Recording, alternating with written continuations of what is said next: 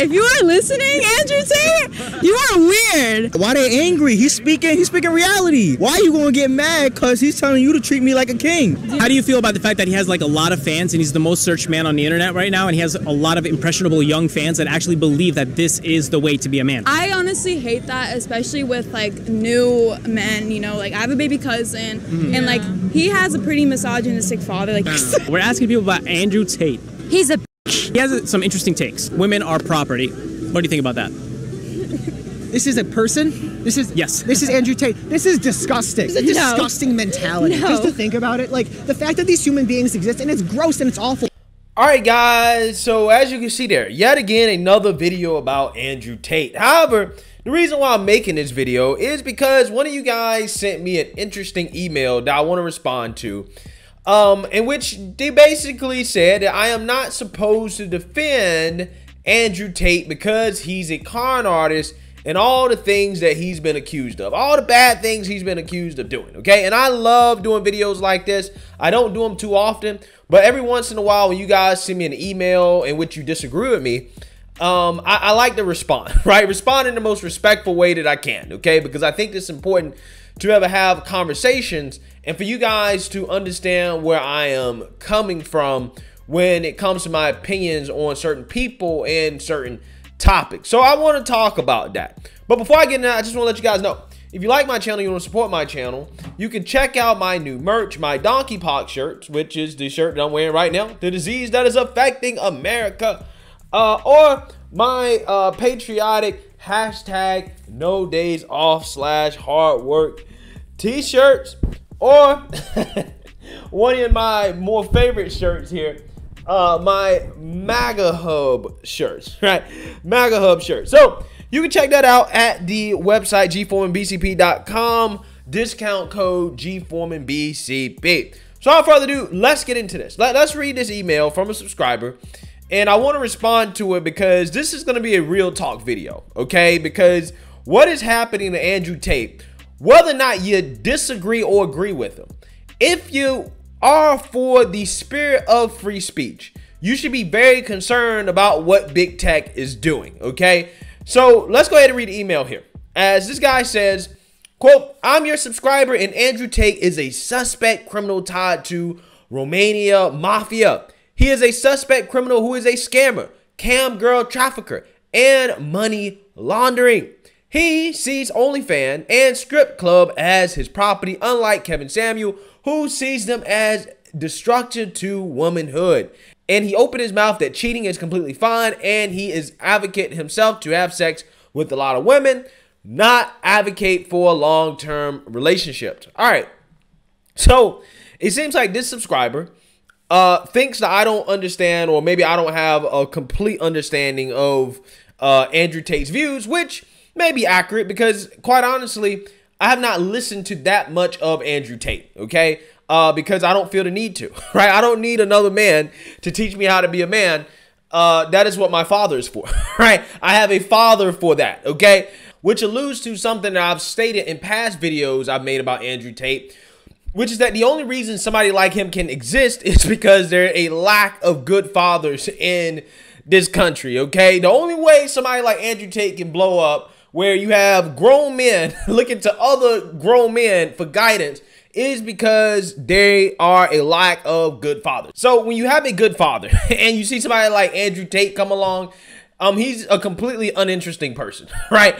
But with that being said, I have listened to him some because of the fact that he's going viral and some of the things he's saying is triggering a lot of people, particularly on the left. But he's also triggering people on the right too, because his viewpoints are very traditional. When I say traditional, we're talking about like Stone Age, biblical age traditional, right?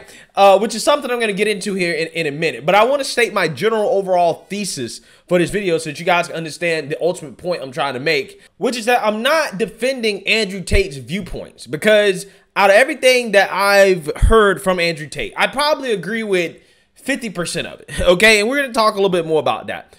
But what I'm doing is that I am actually defending his right to express his viewpoints. I am defending the spirit of free speech, which is under attack in this country. And what is happening to Andrew Tate with the censorship from big tech is attack on free speech that everybody who is concerned about free speech should be paying attention to. And I'm going to talk more about that later. But first, I want to talk about Andrew Tate's views, some of his more controversial views, and why people are getting so upset about what he's saying and which part of, his views do I agree with, what I disagree with. Okay, let's talk about one of his more controversial statements about women. Okay, he has a very, very, very traditional stance on women. Okay, and when I mean traditional, I don't mean 1920s, right? 1950s traditional, the way modern conservatives probably think about when it comes to traditional. No. We're talking about like biblical age traditional, right? Because some of the statements that he's made, like women are property, that is a statement that triggers a lot of people when they hear it. But if you actually listen to what he's saying and the historical context of what he's saying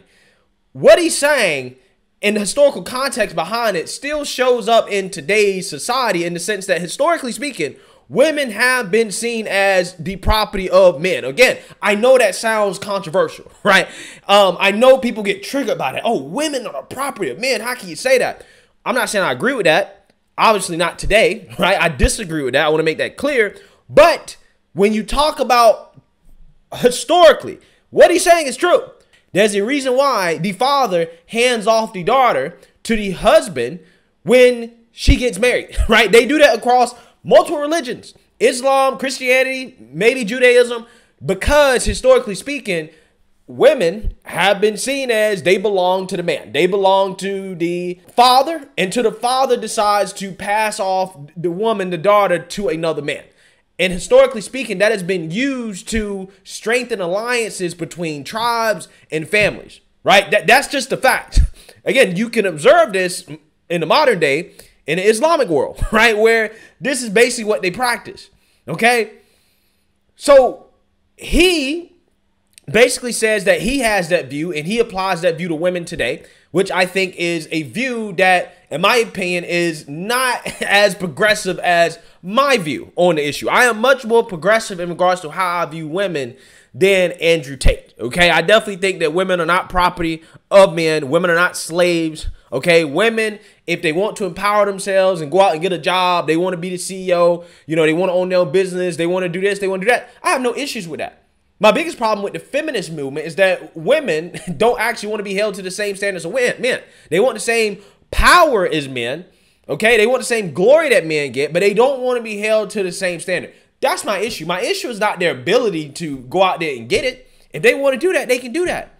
I don't think that women should necessarily have to be housewives, because there are plenty of talented women out there that can do more than that, right?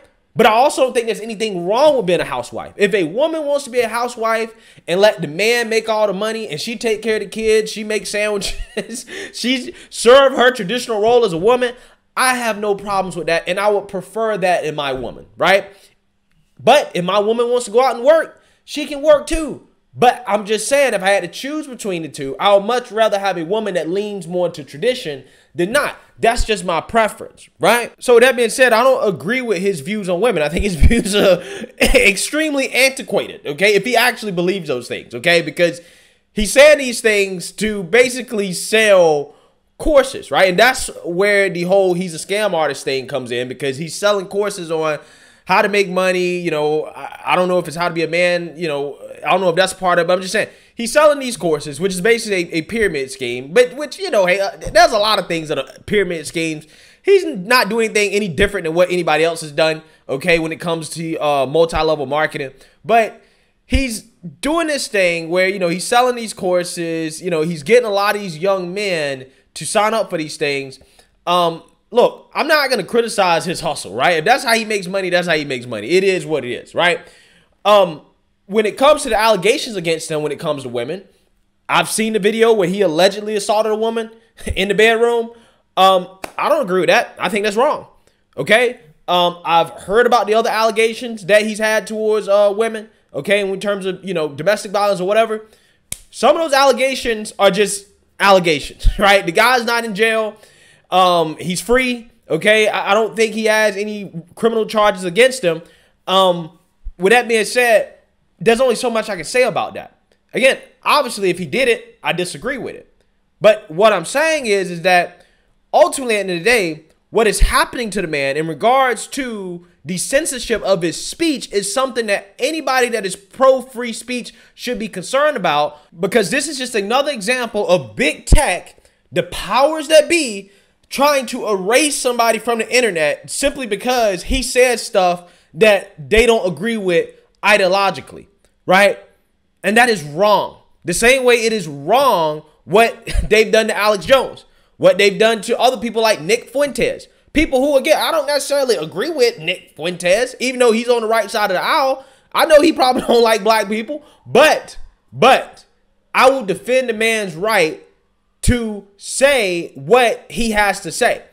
Again, as long as it's not direct threat of violence, if he has these views, hey, it is what it is. Just like I would defend somebody who is not on the same side of political aisle as me, a leftist, I would defend their right to say what they want to say. Because at the end of the day, I truly do believe that free speech is important and fundamental to a democracy. The same views that Elon Musk has about free speech, right?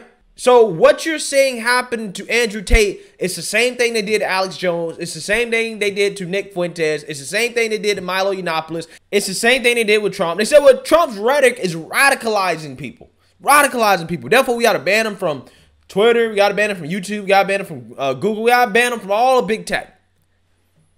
They're saying the same thing about Andrew Tate. The exact same arguments they used to ban Trump is the exact same arguments they're using to ban Andrew Tate. It's the same thing they did to a lot of people, particularly on the right, who said things that didn't align ideologically with the elite, right? With big tech, things they deemed to be extreme. And as a content creator, for me personally, I have a personal stake in this. You know why? Because not only does the pendulum always swing the other way when it comes to censorship, the lines are always redrawn every single time a new person gets sent to Alex Jones' locker, right? Every single time. Because what is deemed to be extreme one day, it gets censored. The next day, they're going after the people that are not as extreme as the extremists that they just banned. And then they ban those people. And then the people that weren't as extreme as those guys, then they ban those people. Until you get to the point where there are no different viewpoints. And that is currently what is happening right now. That's what's happening. And not only that, the censorship is heavily one-sided. Because yes, while the pendulum always swings the other way, however, the pendulum always swings towards the right a lot more. Okay? Swings towards the right a lot more. To the point where, again, people like me, people like Ben Shapiro, people like Matt Walsh, at some point, we're going to be seen as extremists, right? Even though we don't have views that are even close to Alex Jones or Nick Fuentes or some of these other characters out here that have been sent off to, you know, the far edges of the internet. We don't have those type of views. But eventually, it's going to get to the point where, again, if you don't agree with the left, particularly left, you're going to be banned, right? They're going to consider what you're saying to be hate speech because you simply don't agree with the mainstream narrative, even though you're not that far out of the mainstream. Even though what you're saying is just facts, right? Facts has become hate speech. We've all seen it. We've experienced it when it comes to the gender conversation. Twitter is literally banning people for stating biological facts, right? They're banning people for that. That's how far it's going. You have women that have said much worse things about men on the internet than Andrew Tate that are totally fine, that will never be deplatformed like Andrew Tate. Well, why is that? It's because they're women, right? It's because they're women. Look at what Cardi B said about men and what she used to do to men, how she used to rob men. The fact that Cardi B has not been canceled for that, it blows my mind. It shows there's a clear double standard because, again, look at what Andrew Tate is saying about women. Is what Andrew Tate said about women worse than what Cardi B said about what she actually did to men? I think it's the same, right? Cardi B might be worse. Because at least with Cardi B, she admitted to it. Andrew Tate, it's a lot of allegations. It's allegations. But look at Cardi B. She still has sponsorships. Big corporate America is willing to get behind her. Her music is still out. She's not being canceled. Again, it just shows you this is one-sided. It's 100% one-sided. And that's why I'm so concerned about this.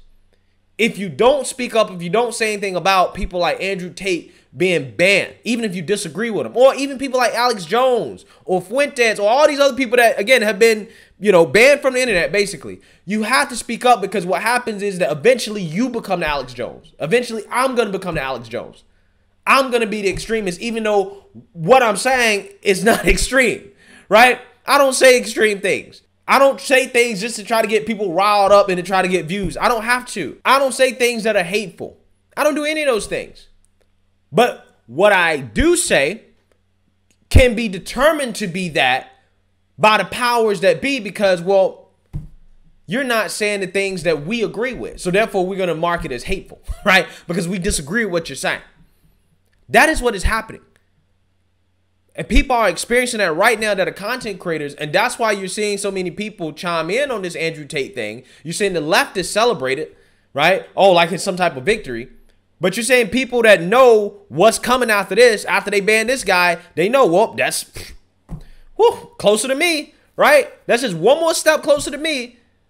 Yeah, I'm concerned about it. So I'm not defending his views or his viewpoints. I disagree with his viewpoints.